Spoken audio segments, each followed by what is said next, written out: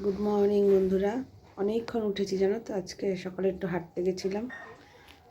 হেঁটে এসে মেয়েকে নিয়ে পড়াতে নিয়ে গেছিলো দাদা। দেখলাম আজকের সানডের চাটা দাদাই বানিয়েছে। আমি এই গ্যাস ট্যাস সব পুছে পরিষ্কার করে এই দেখো অনেক বড় কড়াই। ভেবো না আজকে কোনো অনুষ্ঠান, আমার বাড়িতে কোনো অনুষ্ঠান না।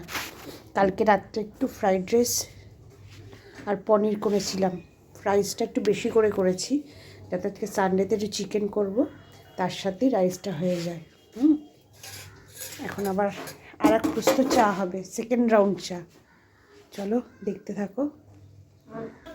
ফ্রিজ থেকে চিকেনটা বার করি, বার করে না ভিজিয়ে রাখলে অনেক দেরি হয়ে যাবে রান্না করতে।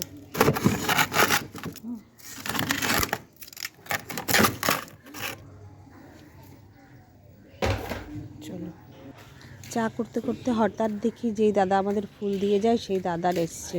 এবছর আর আমি কোনো ফুল কাজ করিনি জানো তো, অপারেশনের পর এত লেবার দিতে পারি না। কি সুন্দর দেখো ঝুড়িটা। আমি ভিডিও করছি, হেব্বি লাগছে। এটা এটা এটা কি ফুল? ক্যালেন্ডুলা। কি সুন্দর ক্যালেন্ডুলা এই আমার এখানে ছিল। কোনটা নেবা কাকিমা? আর এইগুলো তো আছে চন্দ্রমল্লিকা। দারুণ দারুণ লাগছে। চন্দ্রমল্লিকা ফোটে আমার এখনো। হ্যালো বন্ধুরা, দেখো অনেকক্ষণ পর এলাম। রান্না বান্না সব করে নিলাম, একটু তাড়াহুড়া করে রান্না করেছি। এখন ভাতের জল গরম বসিয়েছে, চাল ধোয়া আছে। আজকে একটু তাড়াহুড়া আছে, কেন আছে সেটা পরে বলছি।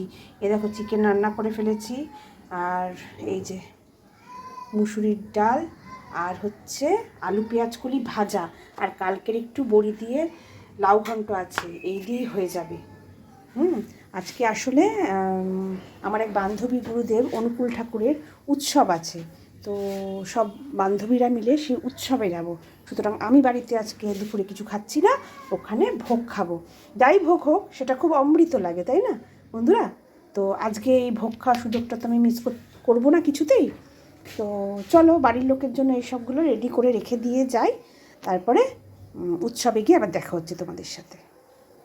দেখো আমরা চলে এসেছি উৎসবে, ঠাকুরের উৎসব, গান হচ্ছে, অনেক কিছু কি মানুষ এখানে সেই গান শুনছে বসে বসে।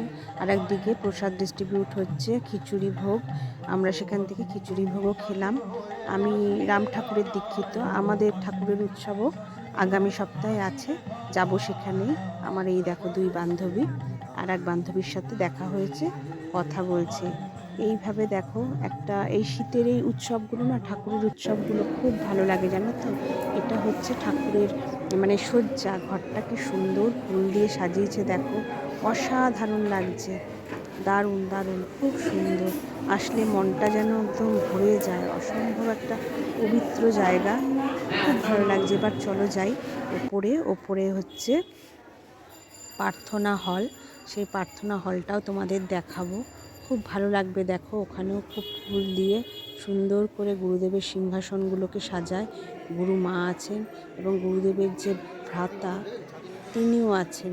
দেখো চলে এসেছি ওপরের ঘরে, খুব সুন্দর করে সাজিয়েছে। বহু মানুষ তার সব শিষ্যরা এসেছে, এসে তাকে দর্শন করছে। আমরাও গেলাম, গিয়ে প্রার্থনা করলাম, তাকে ডাকলাম, সবাইকে ভালো রাখো, সুস্থ রাখো, এর থেকে বেশি তো আর কিছু চাওয়ার নেই।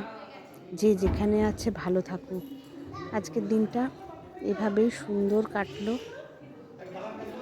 তারপরে একটু এদিক ওদিক ঘোরাঘুরি করে আমার বাড়িতে সব বান্ধবীরা মিলে আসলাম, এসে একটু চা টা খেয়ে তারপরে রাত্রে সবাই ভালো। আজকের ব্লগটা ভালো লাগলে প্লিজ